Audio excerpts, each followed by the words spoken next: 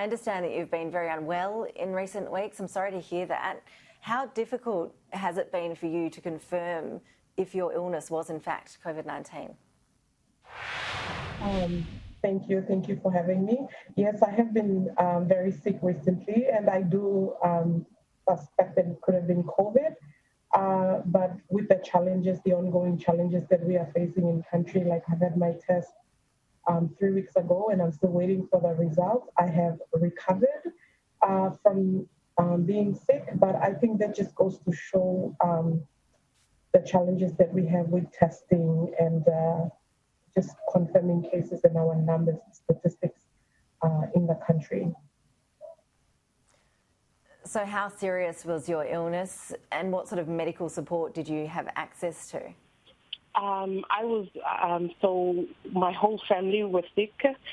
It started with my partner. He was sick first, and then we went to the hospital 2 or 3 weeks. There was no, suggestion to do a COVID test.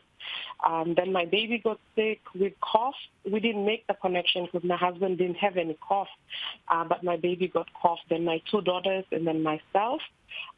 Only after my daughters and myself that we were like, oh, it could be COVID because, and then my husband, my partner did a test and he had his both lungs were infected. They recovered, but because I had underlying kidney and lung conditions, I was really bad. I was running out of breath. I almost sort of died. I think it's only by a miracle that I'm able to be alive here. Even when we tried calling the ambulance, we couldn't get a response. Like, just the challenges around that and trying to even just to get tested to know if I had COVID. And just because, I work for Caritas Australia and we are very mindful watching the news and how it's handled, I decided to pull my children out of school for 14 days. But then that knowledge that, if other families had that, they would think it was just a cough or just a pneumonia and continue going into the community, exposing other people. For us, we just locked down our whole family. Going through that experience helped me to realize the challenges that we have as a country. With just accessing the basic service. They treated me for my pneumonia, and they had to give me stronger drugs. I'm not a doctor, so I don't really know the medical terms, but they changed my medication 3 times, and I think on the 3rd time, I did feel a bit better, and we were just generally steaming in the steam most of the time, because it just felt like, when with the realization that I could be having COVID, just no support.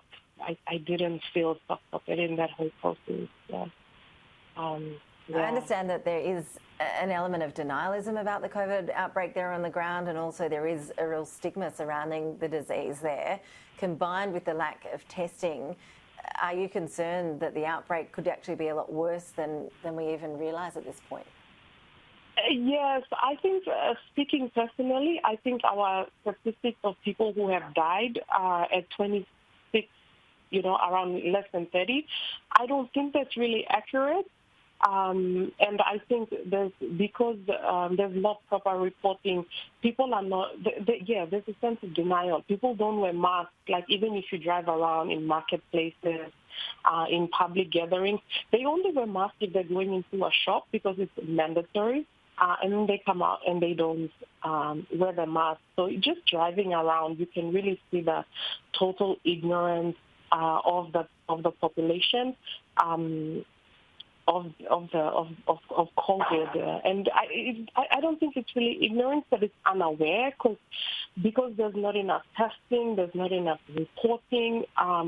People are thinking that they are immune to COVID, but I think I learned the hard way that we are all not immune to COVID. We could, contract it and we could lose our lives as well. Diane, I'm glad to see and hear that you're recovering from that experience. Best of luck with that, and to your country, obviously Australia, announcing today that we're sending significant resources to help. So best of luck with your work with Caritas as you tackle the next few weeks ahead. Appreciate your time. Thank you very much. Thank you for having me.